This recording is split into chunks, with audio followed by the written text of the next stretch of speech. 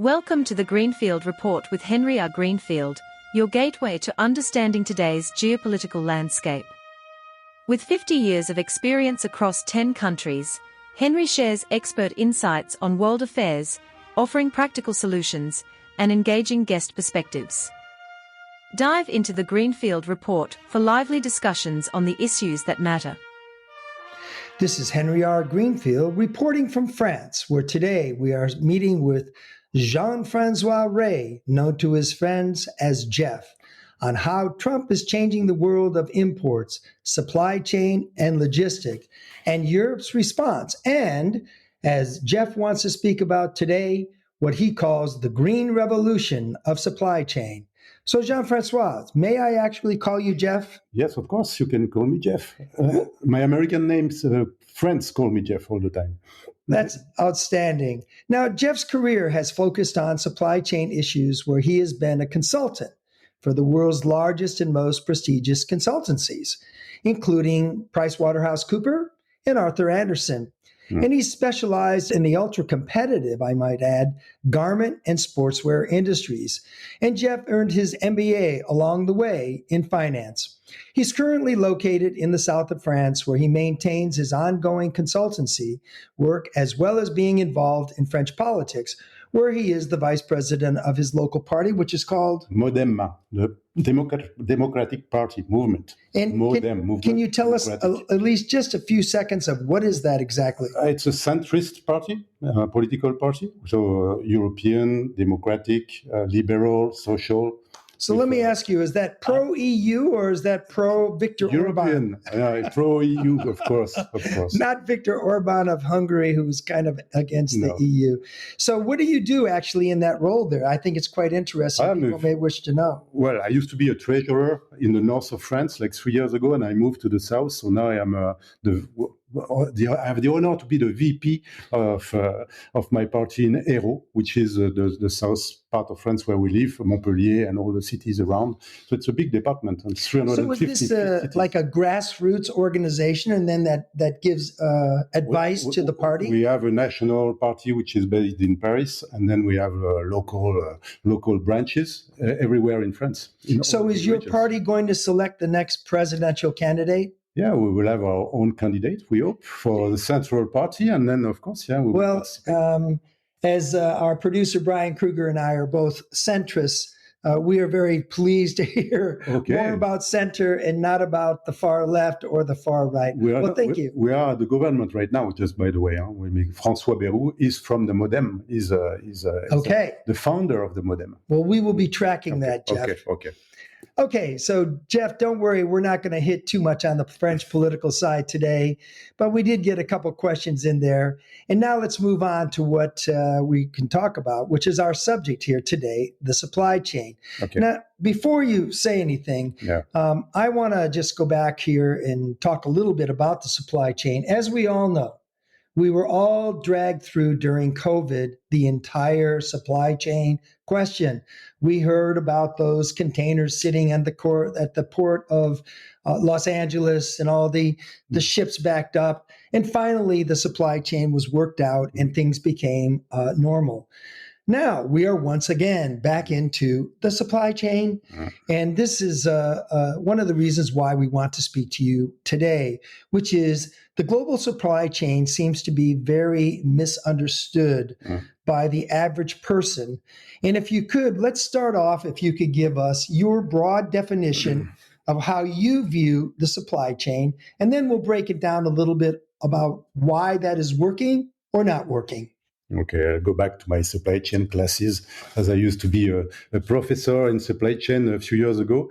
But basically, supply chain is not just logistics. It used to be logistics. It started with the military services in 30, 40 years ago. It's not just transportation and warehousing. It's also sourcing, so very strategic. Where do you buy from your goods from which country? This is production, all the factories. So where are they located? Who do you work with? Big automated plants or just flexible ones, small ones? This is warehousing.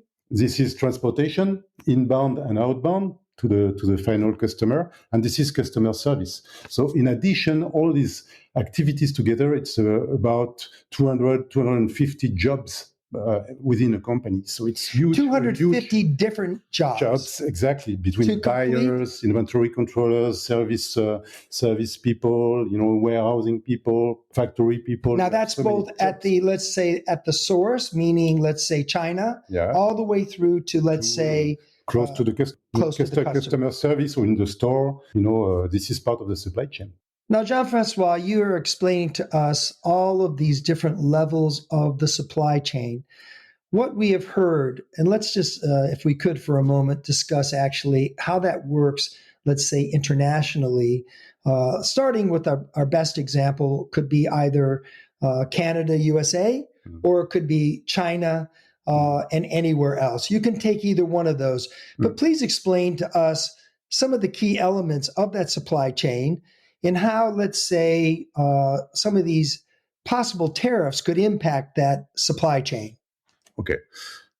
Well, supply chain is complex. It's not just simple activities that you have around the world. The flows are international. They cross borders for finished goods, but not only finished goods, for semi-finished goods, and also for raw materials. So you can have products that are made in China where you source your raw materials from another country in Asia, and this is assembled in Asia, in China, and then shipped to Europe, stored in Europe, and delivered to a customer in Europe, whatever country we are talking about. So it's the flows are very, very complex. If you take the example of a plane or a car, you have hundreds, thousands of elements within a car or a plane, and this is sourced and shipped from different locations to other locations.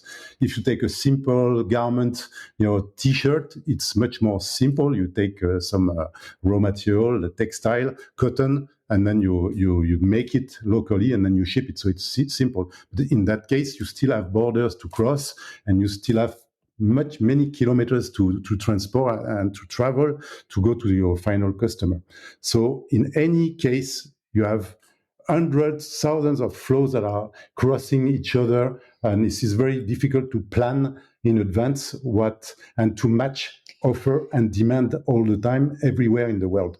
So that's all these activities that supply chain is doing, matching, synchronizing everything all the time. So I do want to go back and talk a little bit about your early consultancies and how that works. But before we do, yes, let's talk a little bit about how supply chains have become more complex over time. I think I'm just going to throw some elements out. You tell me I'm right or wrong.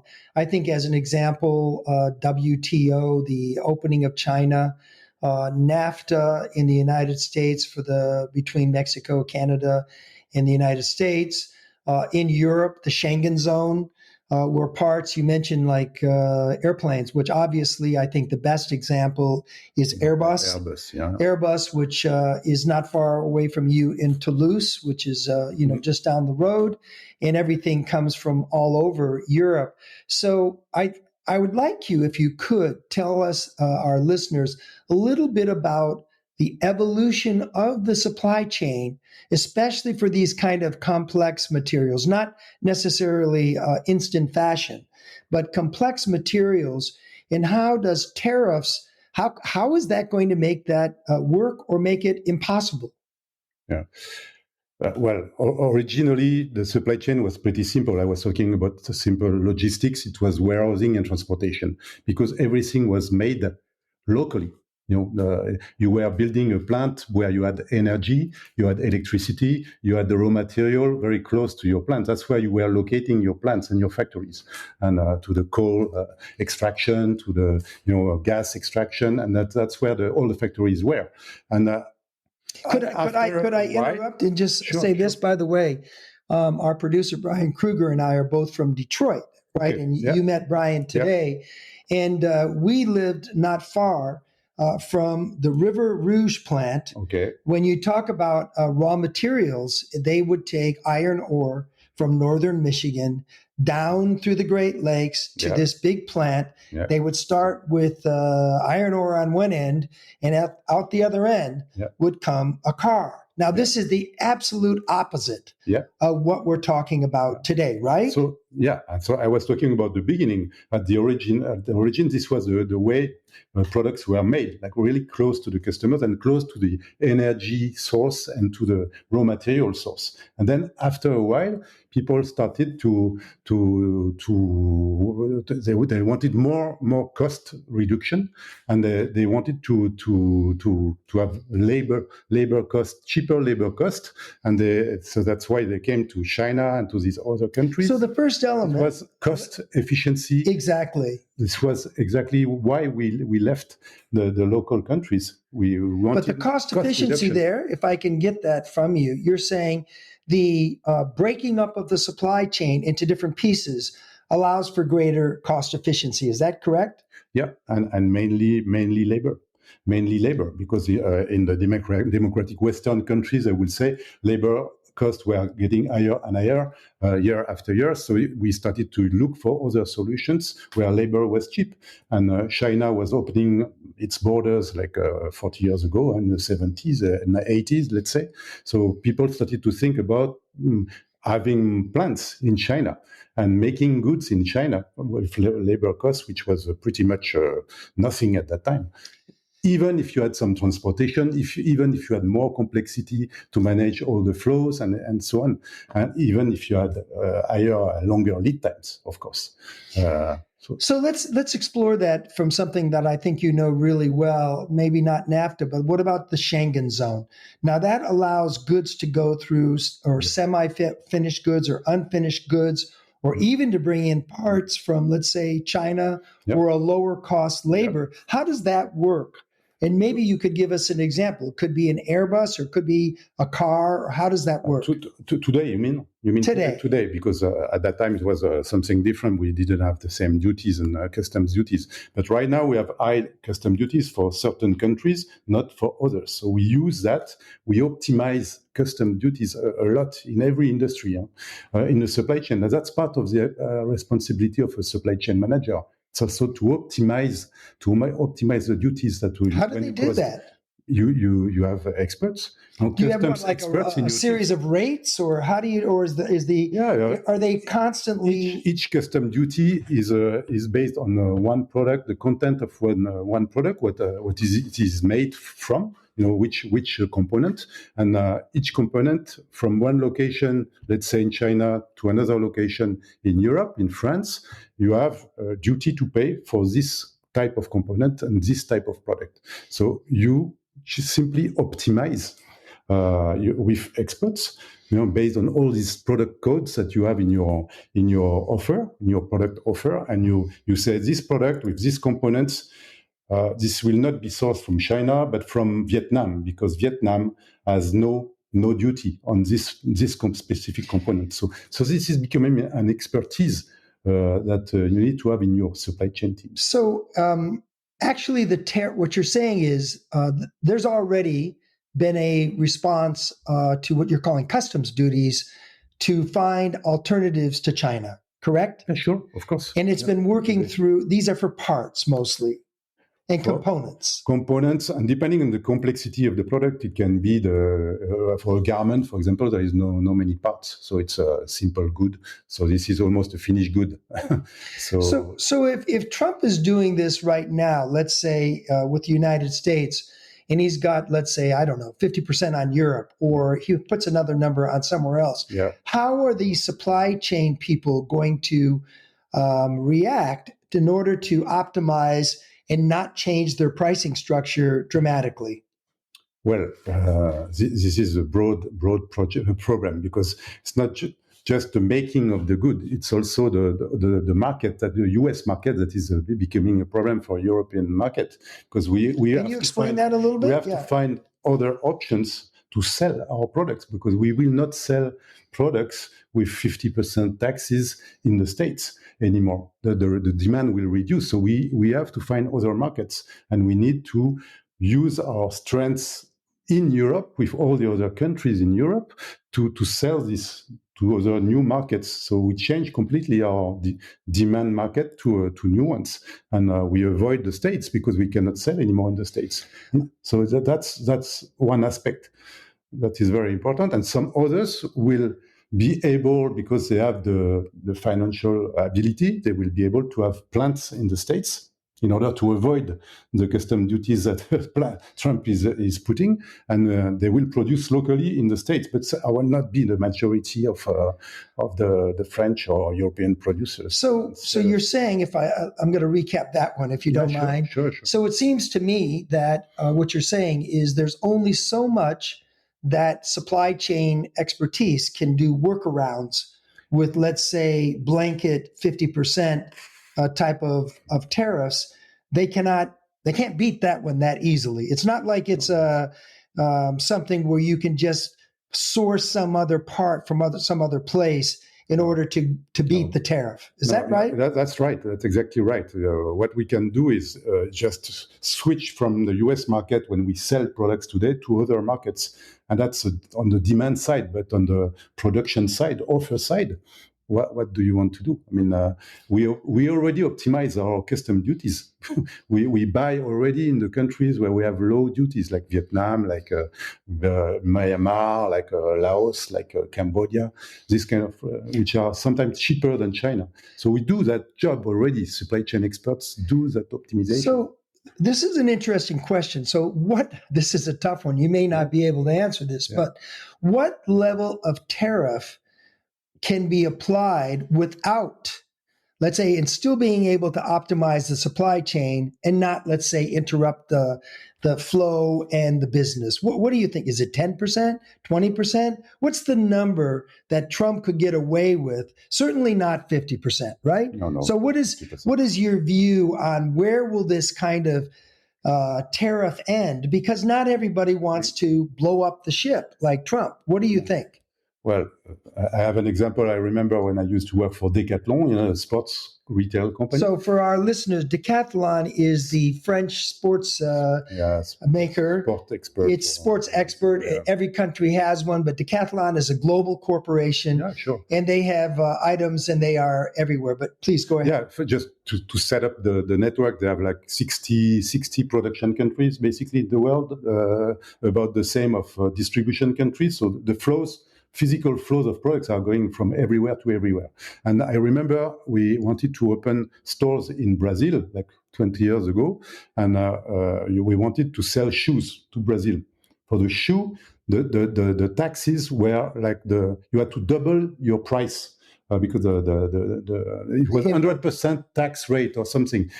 This was made by Brazil to avoid shipments from Europe and from other countries. It was to attract people and push them to produce locally and open plants in Brazil. And we just simply said, no, we cannot just sell shoes in Brazil. So we closed the market. We sold other products, but not shoes. And we started to make some local production in order to avoid. But this was a little part of the offer. We were not able to do all the kind of shoes we were selling in other countries. So back to the question, though, what is the percentage that Donald Trump can put on? This was doubling the price, so like 100% of taxes. Yeah. But I would say this is your margin, that you are eating. So 10%, I would say, would be a maximum in my mind. Okay. And in that 10%, and in that 10%, this goes to the next part on the supply chain. Do you believe that as Trump would say, and he's pushing now, for the manufacturers to absorb that or the retailers to absorb that? Are they going to absorb that 10%, or are they going to pass it on or split it? Because certainly the manufacturers cannot absorb it all, because my understanding is margins are tight. Is that true? Yeah, it's true, especially in retail. Margins are very, very low. Sometimes it's based on volume. The more volume you sell, the more margin you make in euros globally. But the level of margin, the rate is quite small.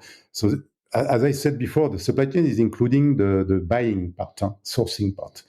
That's part of the buyer job to optimize this cost, this buying cost, purchasing cost all the time. So and the duties are inside that cost.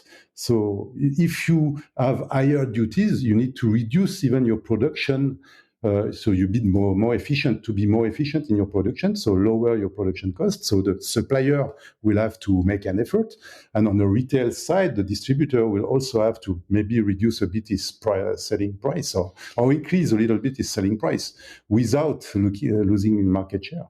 Because if you sell more with a higher price, you may lose customers. So it will be a bargaining between the supplier and the retailer.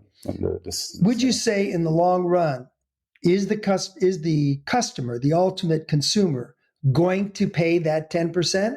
Or will it mostly be, we're just talking 10, not 50, okay? Yeah. Because 50 is unmanageable. We agree on that, right? Yeah. And 145% for China is absolutely, that stops trade. Exactly. Would you agree? Okay. I agree. But let's say on your theoretical 10%, which is what, Trump has on everybody. Acceptable, let's say. Yeah. Acceptable. Yeah. Most of that could be absorbed somewhere in the supply chain if it was moved around by a supply chain expert. Is that fair?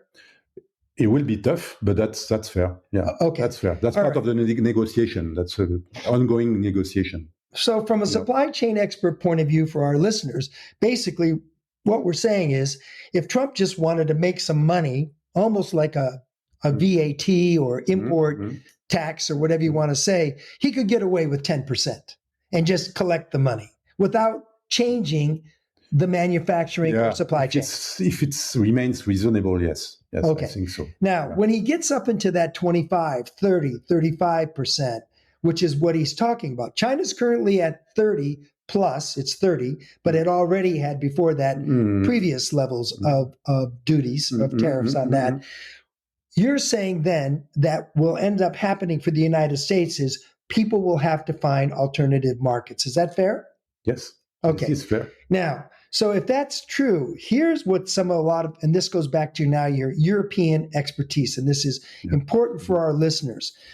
Is China looking for an alternative market from the U.S. and is Europe that choice? Or is it Africa? Or where is that choice, the number one choice for China to try to, I don't want to call it dump product, but get product into it in order to keep their export market going, because they are an export-driven market. Wouldn't you say that? Yes. If I take the example of the textile industry I was lastly in, like Kiabi, for example, we are facing the Chinese competition higher and higher since a few months when Trump arrived at the power in the States, and we are facing a lot of low value items shipped from China because they can't sell in the States anymore. So they are looking for new markets, and they ship a lot, and especially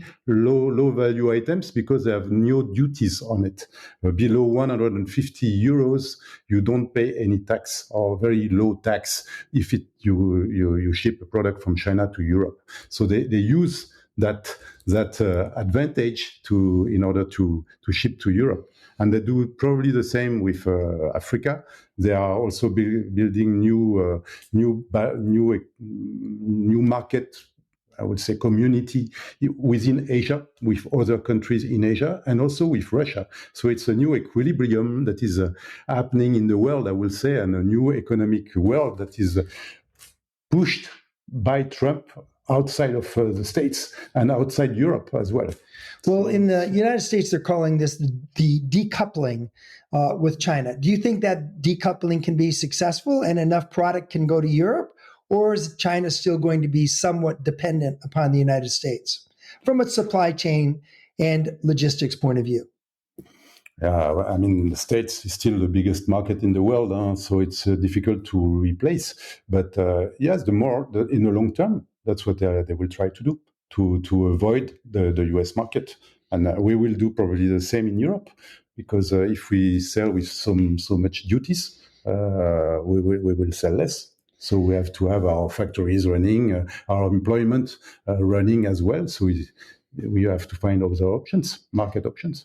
Now, you have, switching gears here slightly, you have a great interest, as you told me beforehand, about green supply chain. Yes, yes. And is one of your passions.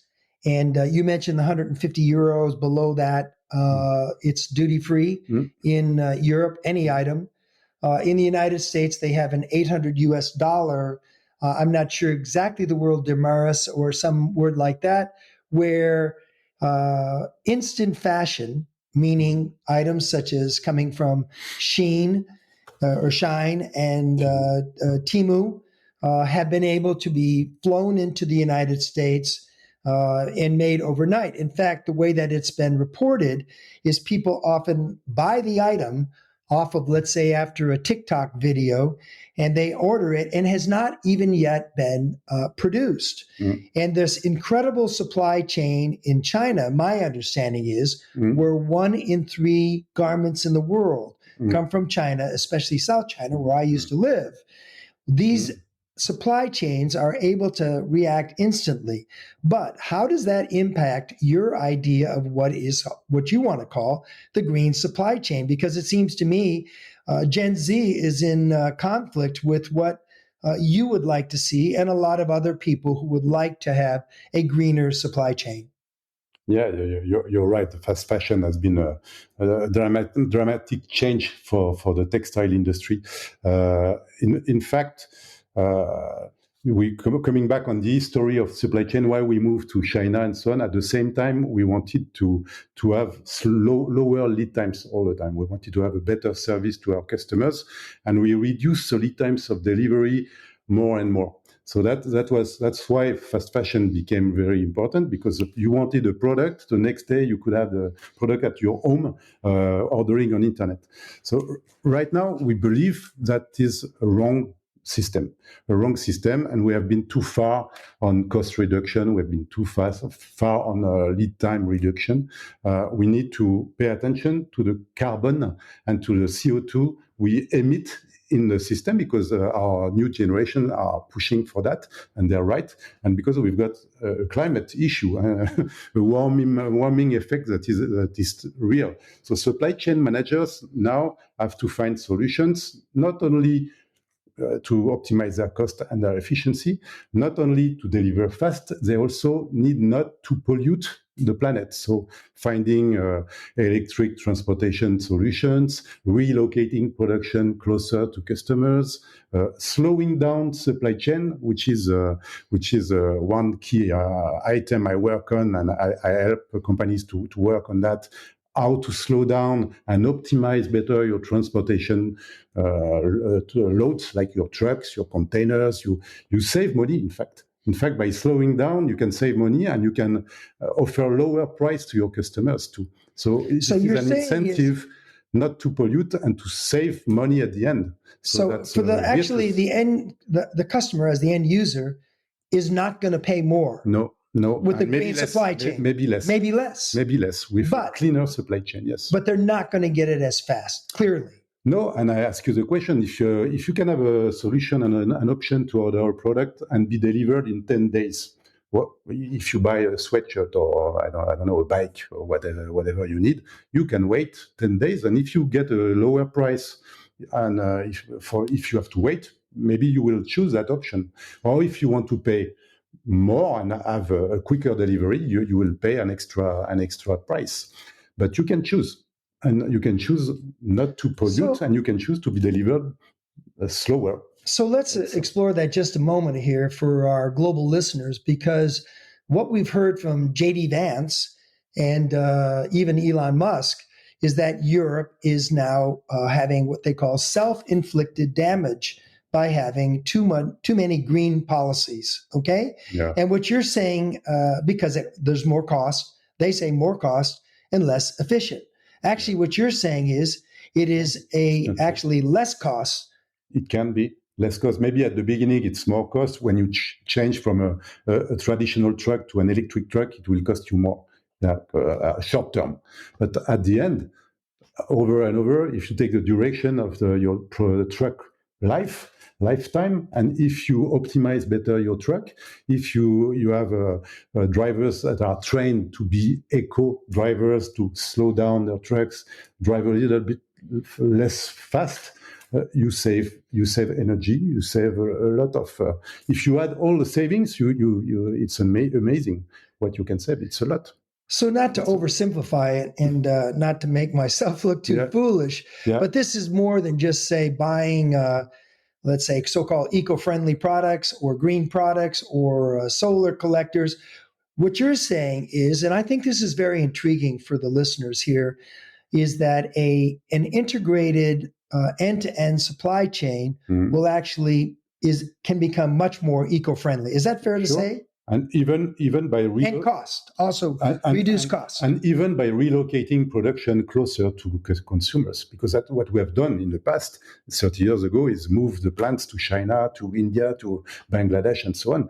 We can relocate some type of products, maybe not all, not the basic items with high volumes and so on, but with higher value, premium value, we can move back some production in Europe, so be more independent, be more autonomous, not depend on China or Asia countries, with the same cost at the end, because you will optimize your production loads, you will optimize your transportation loads, you will have maybe less stock, because if you have lower lead times, more of a JIT, you have less stock, so more cash at the end. So more just-in-time type of thing? Just in time, and you produce with shorter lead times because you are closer, so you stick more to demand, and you are closer to the demand, so you need. So wouldn't that, just to break this down a little bit, so you're going to be sending fewer finished goods, and actually you're going to have more parts, because you're going to have to be doing local assemblies to give people more variety, and still meet your so-called climate change goals. Is that fair to say? It's fair to say, and it will take some time, because you cannot do that in all sectors very fast. There are factories, people working today around the world, so you cannot close these factories right away. So it will take some time, but it's already the move is already started. It's ongoing. So let's just take for instance a laptop, okay, not a garment, but a laptop. A laptop has all these components. Those components are going to come from a lot of different places. There's going to have different models. Are you saying that we would see more electronics possibly being assembled, let's say, in France? Yes. That type of thing. And then being able, of course, not having, instantly done, but let's say with reasonable lead times. Maybe a laptop's not the best example, but could you give me an example of what you would give to your customers to say what would be an eco-friendly approach to using logistics and also to keep prices low? Well, electronics is okay. A computer is okay. I mean, why not imagine new factories in France to assemble these electronic parts? You'll still have components coming from Taiwan, from China, from everywhere in the world, but you will have less value transported from China to Europe. So it will cost you less in terms of taxes, duties, less in transportation. You will have smaller shipments, so the volumes will decrease and more products will be made, the final goods will be made, and the computer will be made in Europe. If it's not in France, because labor is still a problem in France, we have high charges, social charges, and so on. It might be in Romania, it might be in Poland, in this so-called in Schengen the European Schengen zone, and we have lots of advantages. We have many expertise in Europe. Well, besides Jean-François thinking about this, is anybody else in Europe thinking about this? I think so. Yeah, a lot of people. I think what we try to do with defense, for example, it's exactly that. We want to be autonomous, we want to be independent and have our own defense industry in Europe, which was not the case because we were supported by the states for so many years. Now we realize, and all the governments right now are working on that, how to be autonomous, to become autonomous. So actually, you're saying that, if I don't want to interrupt here, but this is a big point. You're saying that Europe becoming self-sufficient in its defense capabilities is a supply chain question. it becomes a supply chain question because someone's going to be good at something, you but not depend on other countries. So if you build everything, or if you source everything from internal Europe, you eliminate a lot of dependencies. And is Airbus a good example of that? Like on the high end? And Airbus is already as well integrated European facilities in Europe since years and years. You know, they have they do the wings in Germany, they do other parts in Spain, other parts in UK. They assemble in France. So they have a complete logistic network that is built within Europe.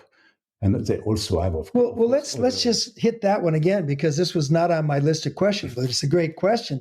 So let's just say here that Europe wants to go, let's say, more high tech on its defense capabilities, and not just making guns and bullets, right? Yeah. To be not to be flippant, but say that's kind of, let's say, the low tech or basic supplies. Can Europe switch and use that type of supply chain approach in order to meet those goals? And how long would that take, in your opinion? Yeah, I think we have all the capabilities in Europe. We have the very good universities. We've got the talents. We've got the resources. We've got the expertise, the industries. In UK, in Germany, in Spain, in Italy, in France, we have a lot of assets. And I don't see why we should depend on somebody else. No, it's completely feasible. It will take some time to build the defense industry, of course, with but we have aircraft. If we take the aircraft, the French aircraft are not as bad as the US aircraft. They have also strong capabilities, sometimes better. So it's the famous Mirage, exactly. And in Sweden, we also have good aircraft, and in UK, of course. But so we have the capabilities. So we have to trust in ourselves, work together, put our means together, and there is no reason why we should. So let's put on your. That's why I'm in Europe. Let's put on your politician. Okay. Politician's hat for a moment. Yeah, right. Will it happen, or will it not happen, or must it happen? I think right now all the presidents are working on it, because we have no choice because of this Ukraine war and the Trump effect, I will say, with all his duties. So we realize that we have to be standalone, basically, and be able to have our own defense, our own. It's the same for the drug industry. It's the same for many different sectors, and they work on it. We are building a plan to do that, and in addition, the green value of this is that it will be greener, because we will make everything locally in Europe with less borders to cross, with less distance to travel, and so on. So there's, and plus the employment effect, because we will have new employment coming back to Europe instead of in China or in other countries. So I think there are a lot of positive aspects in becoming more and more autonomous. So I'd like to have for our listeners, I think that's fascinating, by the way. For our listeners, this is not all about fast fashion or things like that. I'd like to talk about, for our listeners, if anybody's ever traveled in Europe, you will see an endless line of large, what we call in the United States, semi-tractors, large camions, okay, which throughout Europe they're flooding the highways every day, except with some restrictions, of course, as only Europe would have. They're not allowed to be there on every day. I think Sunday is you can't do it on Sunday. The Europeans are very strict about that. But let's just take for a moment, how does that work in a place of 445 million people? And primarily, and I want you to talk about the port now, which is the port of Rotterdam. How does Rotterdam, which is often rated still the number one port in the world in terms of volume, why is Rotterdam so important? How does that work with the Schengen zone? How does that work with all these trucks going all over the place, or rail, okay? And why not older ports such as Trieste, which was famous during the Austro-Hungarian time, or Marseille, which is only an hour or so away from where you live?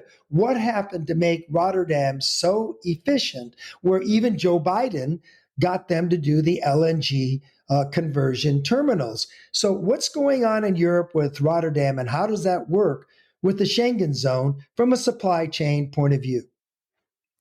Good question too, Henry. Rotterdam, the Dutch were very smart.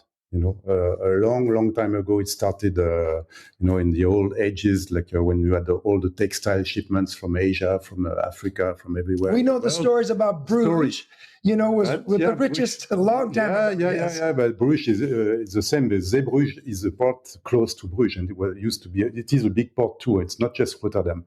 And so they built that expertise, the capabilities, the port capabilities, and that's why it's the biggest port right now. And why is it bigger and bigger? Because they have the equipment, they have the expertise, they have they are capable to have the bigger boats in the world, and all the main lines from Asia, from Africa, from South America, from North America are going to Rotterdam. So you have more boats, you have bigger boats, so it's cheaper to transport your goods, and you have more lines, more frequent travel. So you use Rotterdam. We use Rotterdam as a Decathlon because we had warehouses in Rotterdam. We had warehouses in Antwerpen, which is another big port, and we had warehouses in every port, not just Rotterdam, but in Le Havre, in Marseille, in Genoa, in Italy, in Valencia, in Barcelona, in Spain, because the bigger you become as a company and you need to distribute your product everywhere, you need backups and you need to average your volumes, not just in one location, but in many locations. So the main shipments were made in Rotterdam, maybe, but a lot of different lines were shipped to different ports in Europe. So Europe, especially with this Schengen zone, sounds like a giant United States, where you've got one or two. Well, Rotterdam's the biggest, right? Yeah. But then you've got all these secondary ports like a Baltimore versus, let's say, LA is the largest. Yeah. So it's very similar, is what you're saying. You got to have your backups as well. And again, this is a supply chain expertise to make sure that the ships are going in the right size, the right place. But Rotterdam is ultimately the winner on this because of that 800-year history of the Dutch and they're being highly efficient and highly credible. Yeah. So in your opinion, can Europe move to this more eco-friendly, and are they moving to a more eco-friendly, and can that be, as you proposed, will it be cost effective, but will it happen, I guess, is the real question. Yeah, we already talked about that, the green supply chain, the relocation part, and more green transportation, so electric boats and trucks and so on. It will happen. It will happen. We are on the way to do it. Again, by relocating first and by slowing down our supply chains, optimizing our shipments, our trucks, our boats, our containers. That's on the way. But it is starting. We have to change consumers' mind, especially a European consumer, by accepting to receive product a little bit less with less speed, but with a greener impact on the planet, and that will be at the same cost or maybe at a lower cost or lower price. So I think it will be accepted because the young generation, Gen Z, is really concerned about it right now. They want to have materials that you can recycle. They want to have some bio components. They are paying attention to second-hand products and so on. So it is coming. We have no choice. We have to accept it. So is it fair to say, and I think this is important, especially for Americans who are listening to this, or Australians, or anybody outside of Europe, or even inside of Europe, is it fair to say that the EU and its member countries actually do put time and effort into educating the public that these type of efforts are worthwhile? And does the public accept it, or is the public moving, let's say, more of an individualistic as opposed to, let's say, something for the common good? Can you at least make a comment on that? In Europe, I don't know if you're aware of it, but we have now a regulation. It's a compulsory to have CSR or sustainability reports, not just financial reports, but also green reports, I will say. It's compulsory since the 1st of January this year in every company below 150 million euros of turnover. Everywhere in Europe, you have to to have a list of KPIs, indicators, performance indicators that are sometimes based on human rights, based on component types, on carbon that you emit in a certain transportation means, and so on. You have different types of KPIs and you need to report that every year to the European Commission, and it's compulsory. Otherwise you have fees. JD Vance might say that would make Europe less competitive. What do you think? I think he is wrong. I think he is completely wrong. And in the long term, at least in the long term, he is wrong. We will gain market share in the world with this strategy, because we will have greener products and at an affordable cost with an affordable lead time for the customers, and that will be accepted and more by the population. And even more, it will be requested if you don't do all this reporting, and if you are not able to prove that you do not pollute and you have too much carbon emissions, and at one point consumers won't buy your products. It will be as simple as that. It's becoming a strategic factor in your business, and the US are completely out of scope. I will say they are wrong, completely wrong, and they will pay for that one day, unfortunately for them. And I like my American friends. Well, thank you for liking us. So even though we may be wrong. So Jean-François, let's end this by allowing you to give President Emmanuel Macron a little bit of advice on how you believe that he could look at this entire supply chain in the future for the benefit of France. Of course, you've covered most of these points, I understand already, but is there anything you'd like to say to him to include that would be beneficial for the people of France? I think the presidents and Macron and the others understand the power of supply chain and all this complexity that we need to solve together, and the green aspect as well. But I think they do what they have to do. They're already working together. It's working together, making sure that Europeans are not against each other, but everybody has an asset in Spain, in Italy, in Germany, in France. We are strong, so we need to work together, and that's exactly what I believe Macron is doing. People complain about him most of the time, but you can't see the results in the short term. You have to look in the long term. I think the plan is okay, the direction is okay, and they understand completely these issues, and I'm confident for the future. Well, today we have been speaking with Jean-François Rey, also known as Jeff among his American fans and friends and colleagues.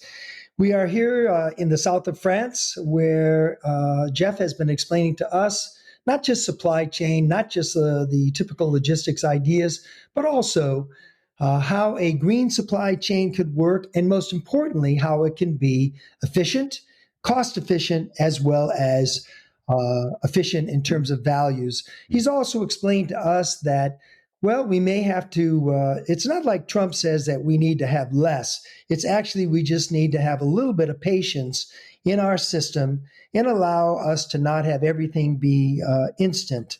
So we want to thank Jeff as our special guest. And by the way, to note the international nature, not only for Jeff as well as the French, he's been speaking today in English, which is definitely his second language. And that also speaks to Europe, which is a language, 27 languages throughout the EU. English seems to be one that a lot of people use for international commerce. But we would like to thank our good friend, Jean-François, for being here today. And thank you to you too for this interview. Thank you. This is Henry R. Greenfield for the Greenfield Report, signing off from the south of France, where we have learned about supply chain, how it can be green and can be good for the rest of the world. Thank you for joining us on the Greenfield Report with Henry R. Greenfield. We hope today's insights into the ever-shifting geopolitical landscape have sparked your curiosity and broadened your perspective. Stay connected with us for more in-depth discussions and expert solutions. Until next time, keep exploring the world beyond the headlines.